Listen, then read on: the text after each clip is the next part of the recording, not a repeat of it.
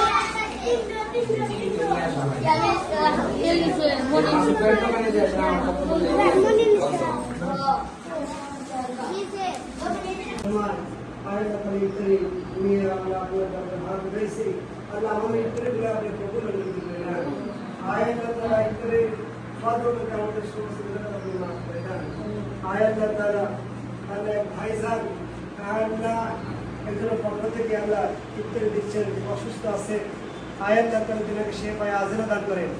আয়াল্লাহ তাআলা সমস্ত বালা মুসিবত থেকে হেফাজত করেন। আয়াল্লাহ তাআলা জানেমান বরকত দান করেন। আসমান বালা, হাওয়াই বালা, জমিন বালা, রুহানি বালাত থেকে আল্লাহ হেফাজত করেন। আয়াল্লাহ তাআলা ভাইজান মোরেনের পরিস্থিতিগুলোকে আপনি পুরা করিয়া দেন।